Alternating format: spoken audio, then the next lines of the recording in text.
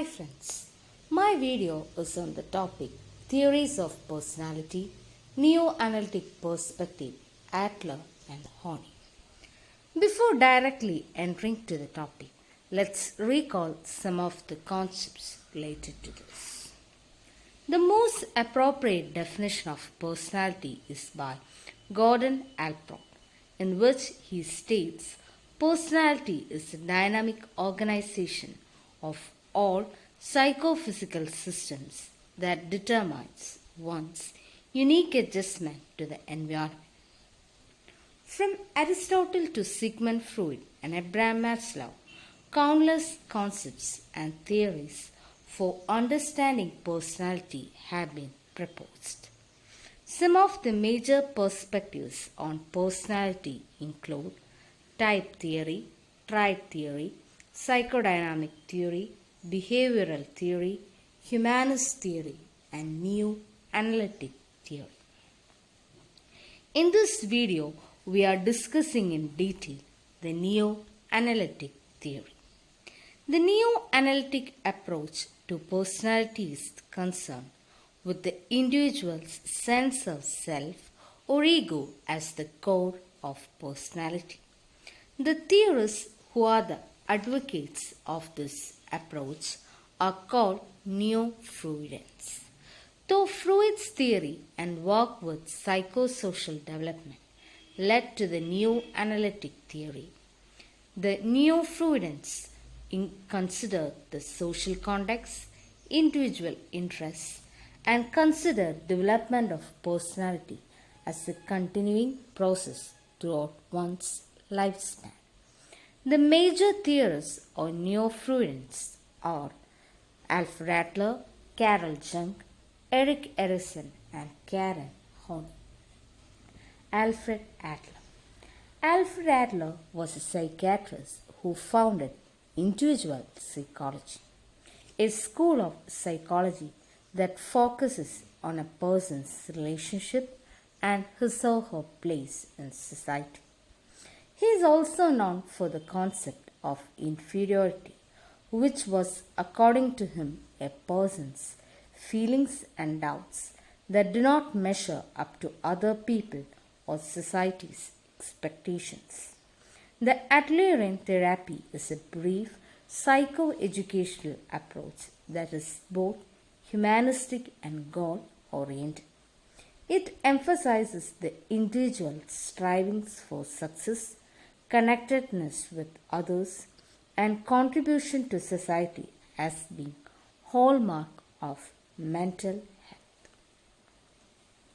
Adler called his theory individual psychology because he believed that people were unique and that no theory created before his applied to all people.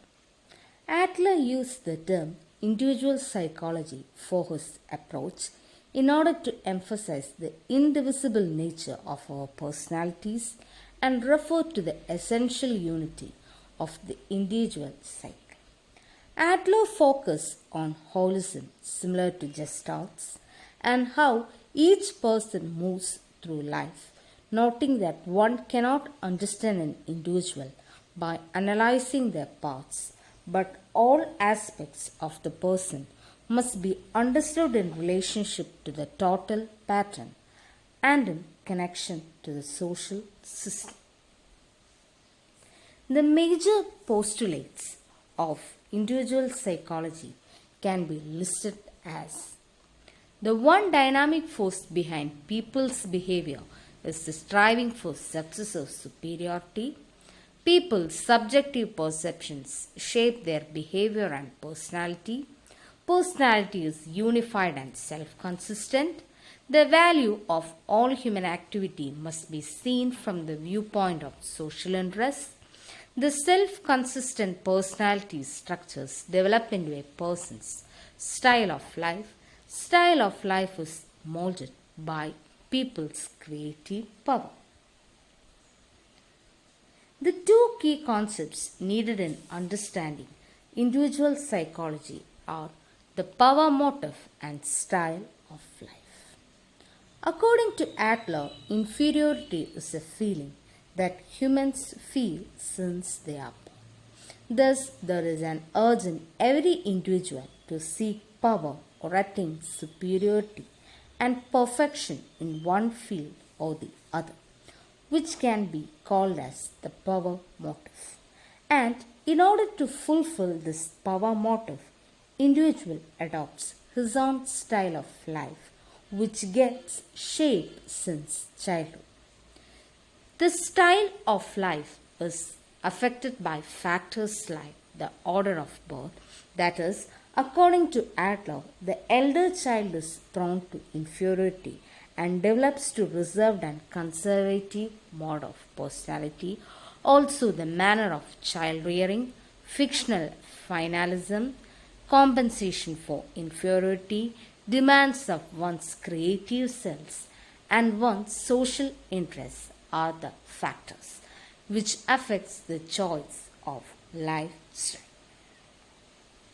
Adler identifies four different psychological types that describe people based off their energy levels. First, ruling type. This type refers to those who will push others in order to gain superiority. They have a lot of energy which causes them to push others out of their way. This type contains bullies, sadists, alcoholics, etc. Second, learning type. Those who fall under this type are sensitive and build a shell around themselves. They have low energy levels. They are dependent on others to help them with life difficulties.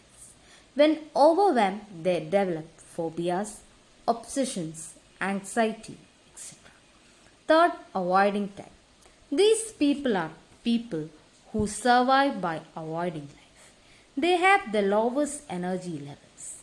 They usually become psychotic, living in their own worlds. And finally, socially useful type. This is a healthy person. They have the right amount of energy and take interest in others.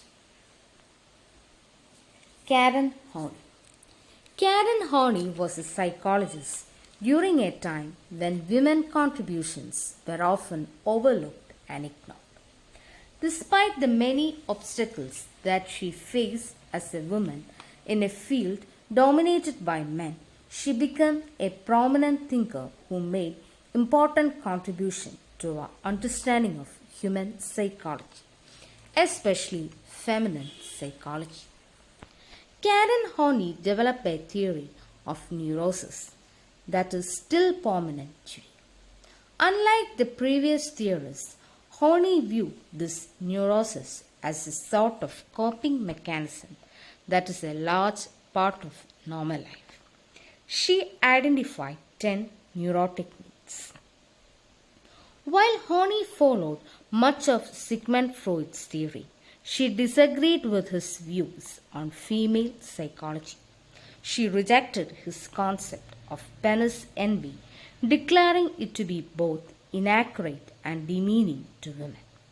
Horney instead proposed the concept of womb envy, in which men experience feelings of inferiority because they cannot give birth to children. Horney's theory can be explained under the following three main headings: basic anxiety, neurotic needs, and measures to cope with anxiety. Basic anxiety. Basic anxiety is an important theoretical concept in the Horney's theory of personality. Horney stated that children experience anxiety, helplessness. Without proper guidance to help children learn to cope with the threats imposed by the nature and society, they may develop the basic anxiety. According to Horney, basic anxiety refers to the feeling a child has of being isolated and helpless in a potentially hostile. A wide variety of adverse factors in the environment can produce this insecurity in a child. Horney also listed the adverse factors of the environment that can cause basic anxiety.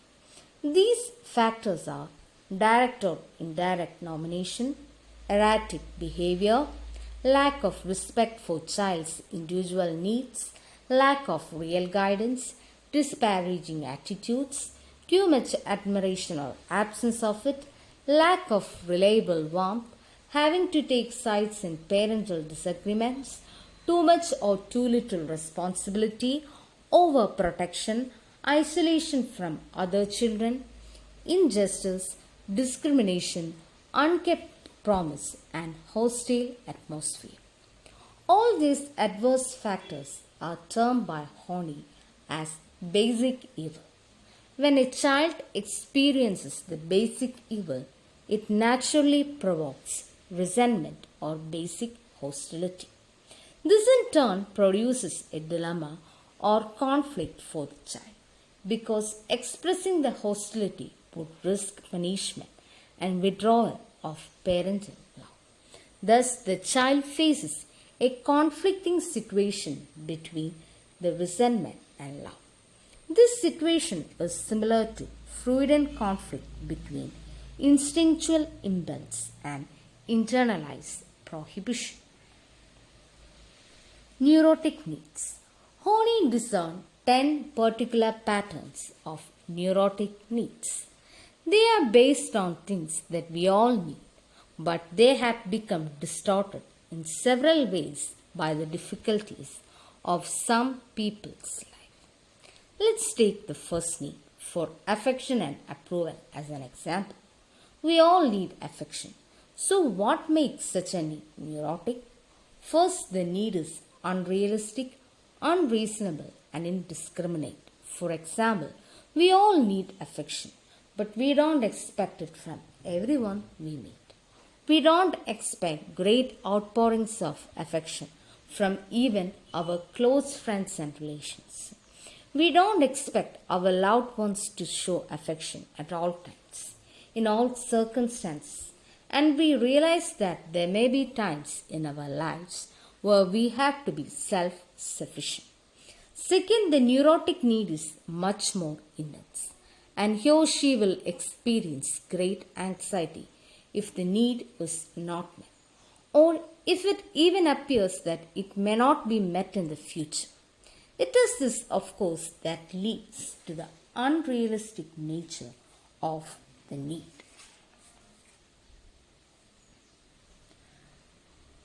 Horney, according to the or classify the neurotic needs as moving toward people, moving against people, and moving away from people. The 10 neurotic needs identified by Horney are the neurotic need for affection and approval, the neurotic need for a partner, the neurotic need to restrict one's life to narrow borders, the neurotic need for power, the neurotic need to exploit others, the neurotic need for social recognition or prestige, the neurotic need for personal admiration, the neurotic need for personal achievement, the neurotic need for self-sufficiency and independence, and the neurotic need for perfection and unassailability. Measures to cope with anxiety. Compellence. Compellence refers to the act of responding favorably to an explicit or implicit request offered by others. Aggression. It refers to a range of behavior that can result in both physical and psychological harm to yourself, other, or objects in the environment. Withdrawal. It refers to the combination of mental and physical effects that a person experiences after stopping an unwanted matter. When the individual tries to reach the goal of ideal self, he becomes either a compelling, aggressive, or withdrawing person. Hope you have understood the theories of Adler and Horney, that is, the neo-analytic perspectives of the theories of personality. Thanks for watching.